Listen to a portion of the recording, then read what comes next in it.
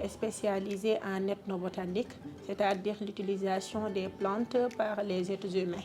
J'ai travaillé sur les espèces négligées et sous-utilisées, spécialement le nénuphar. En scientifique, c'est le genre Néphea qui est très abondant dans la vallée du fleuve Sénégal, où on a deux espèces là-bas, le Néphea lotus et le Néphea micronta.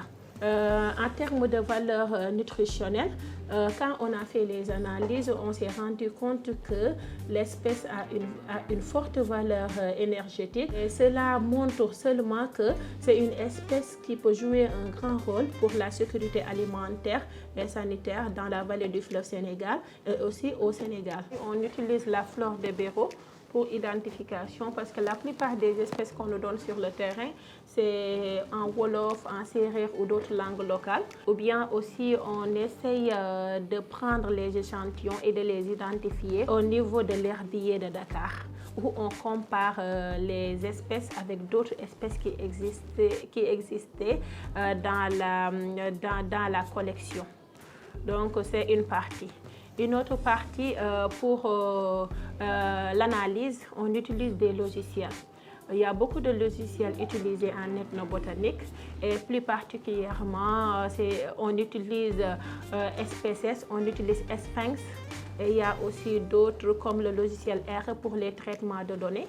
Et aussi pour l'analyse biochimique, pour regarder les minéraux, les éléments minéraux, la composition. On a utilisé les spectrophotomètres qui nous permettent vraiment d'identifier ces espèces-là.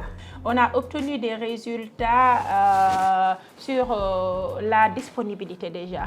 Donc les espèces existent dans la vallée du fleuve Sénégal mais ne sont pas bien valorisées. Et à la suite, on a prélevé quelques espèces qu'on a analysées. Et quand on a analysé, on a vu que ces espèces sont très nutritives et sont très utilisées par les diabétiques et sont très utilisées pour soigner certaines maladies. Là, ces résultats, on l'a obtenus à travers l'ethnobotanique, avec les enquêtes.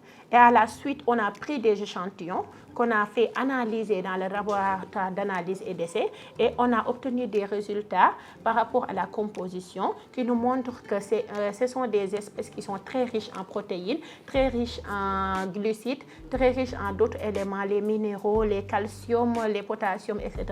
Cela nous a permis par la suite de travailler sur un projet de développement. Le centre d'excellence Agricel nous a octroyé un financement et nous sommes en train de débuter le travail avec la population de la vallée du fleuve Sénégal. Et dans ce projet, on travaille avec l'UGB sur les questions de qualité. On travaille aussi avec l'ESP sur les questions de composition biochimique pour pousser les études.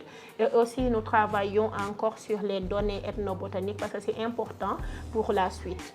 Il faudra savoir déjà si c'est valorisé, est-ce que ce sera consommé, est-ce qu'on pourra travailler pour développer des entreprises au niveau local.